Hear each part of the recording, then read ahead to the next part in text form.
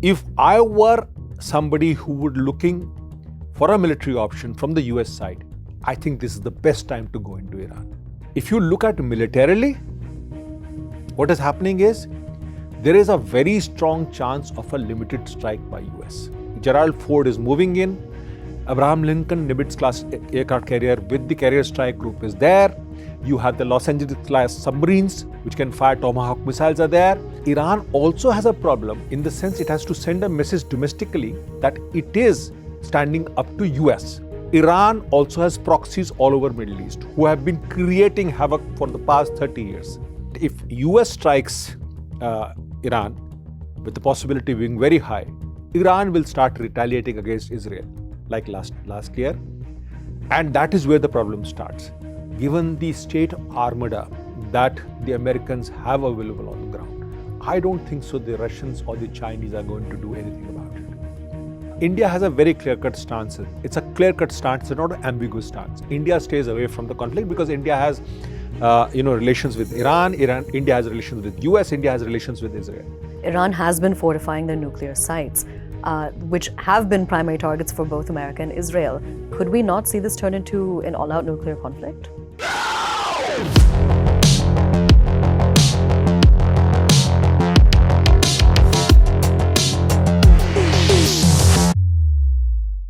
Hello and a very warm welcome to all. You're watching Hindustan Times and my name is Aayesha Varma. On this segment of Point Blank, tensions between Iran and the United States have sharply escalated, with Washington massing air and naval power around Iran, while the two sides hold fragile, indirect talks over Tehran's nuclear program.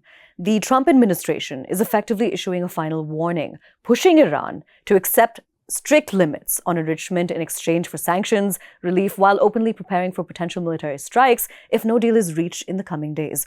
Joining us to decode these developments is HT's Executive Editor Shishir Gupta. Sir, namaskar. So, the United States President Donald Trump, let's start with a recent development, has made a big statement saying that the world will find out in the next 10 days whether a deal will be made with Iran or whether things will have to be taken further with Iran. What do you make of this?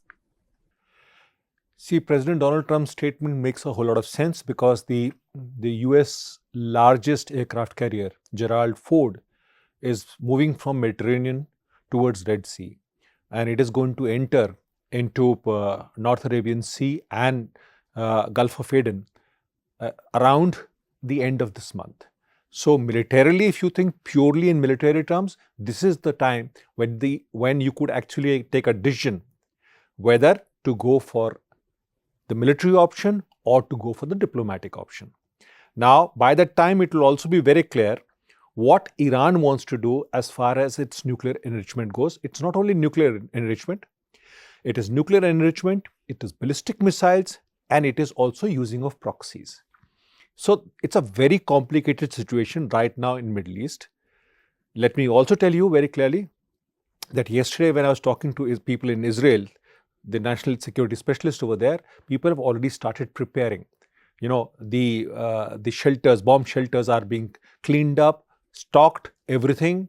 There is a general alert in Iran, there is a general alert in Israel, there is general alert in the Middle East that this thing could happen at any point of time.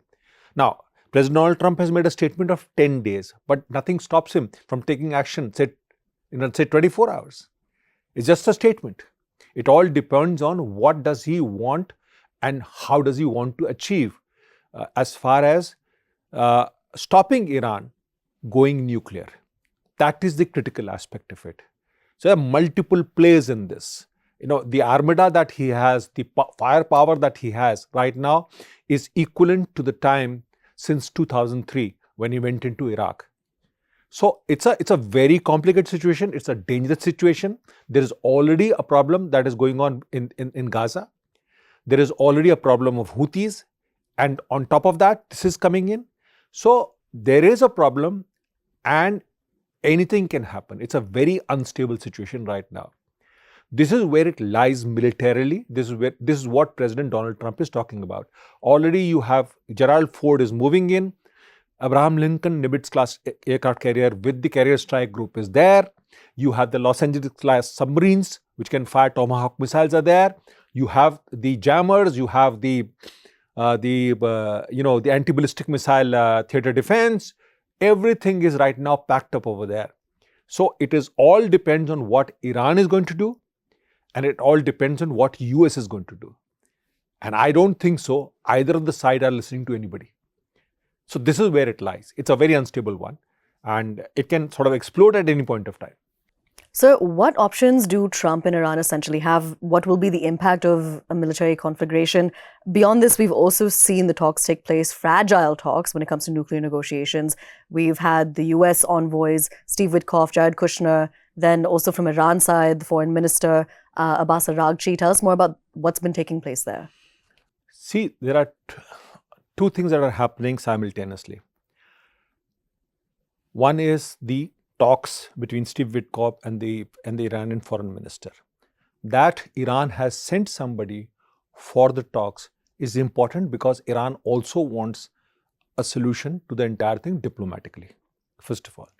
Second thing is Iran and US have a history, have a legacy of, sort of being at cross purposes with each other, right? Now, what happens is that Americans tend to talk straight and blunt. Iran is a civilization. They talk in terms of ambiguity. Okay, you have to understand. The Americans are upfront. These people modulate, and the way they talk. They're typically like Indians also don't try talk upfront. Now there could be a confusion in this, but Iran has sent somebody over there. But Iran also has a problem in the sense it has to send a message domestically that it is standing up to US, and that it has been doing since 1979 when the Islamic Revolution of Ayatollah Khamenei took place. Right? So that is one problem that Iran faces. US also domestically has to tell everybody that it is out to ensure that Iran does not do nuclear enrichment, does not become a nuclear power. On top of that, Iran is also developing ballistic missiles, and now it is also said that these ballistic missiles have the range to reach Europe. Now that's a very, very serious move in that. So if you look at militarily, what is happening is there is a very strong chance of a limited strike by US. Because I don't think so that Iranians, given how the religious leader projects himself, how he's trying to tell the world, and how he wants to stand up, because Iran, being a Shia power in Middle East, wants to tell the entire Sunni world that it will stand up to US. So it's a very complicated situation. Iran, there is already the street is already out against the Islamic rulers over there. So that is one part. Second part is equally there are people who are supporting the regime. The IRGC, the Quds force, and so on and so forth. So there is blood on the streets. On top of that, you have the nuclear dimension. On top of that, you have the ballistic missile dimension. So it is not going to be so easy. And then Iran also has proxies all over Middle East who have been creating havoc for the past 30 years minimum. So all in all, militarily, if one were to look at it, the way Iran is placed right now, and the way situation is, the Iranians hardly have any air defense left because the Americans took it out, the Israelis took it out last year. If I were somebody who would looking for a military option from the US side, I think this is the best time to go into Iran. Because militarily it's weak, domestically it's weak.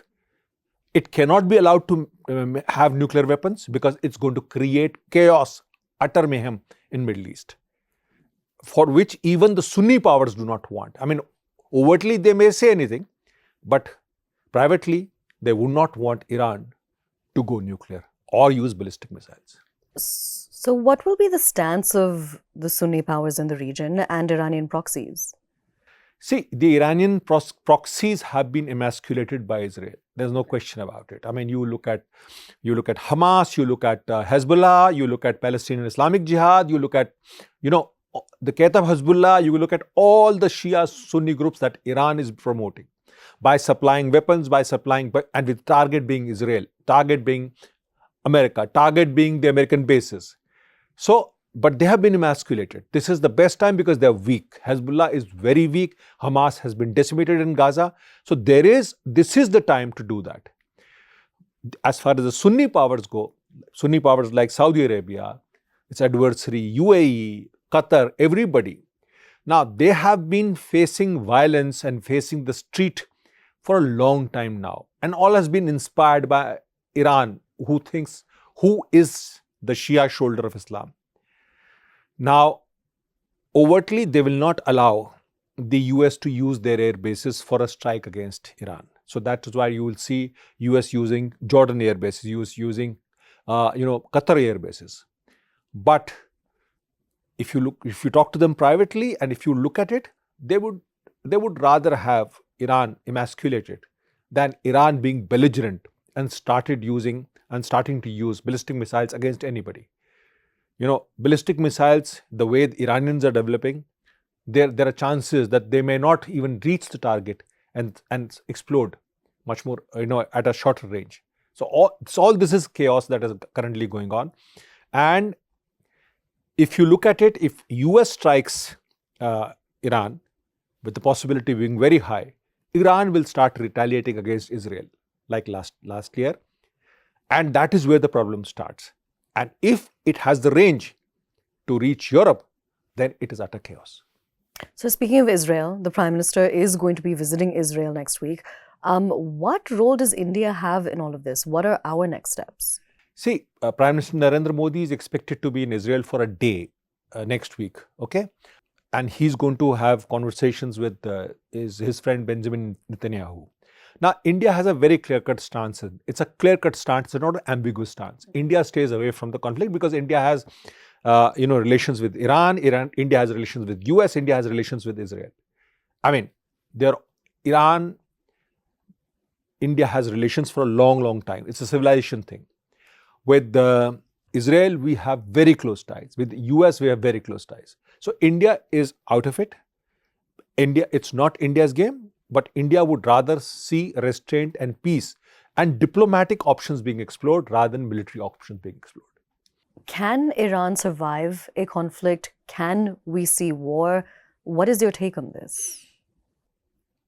It's a difficult question because, see, if it's a limited strike, which the Americans do, they can take apart Iran. They can actually, take apart the nuclear sites which had been bombed last year in June. They can do that. They can set back the nuclear program. But the issue is that if it's an all-out thing, then you'll have to look at a regime change because the current regime is weak.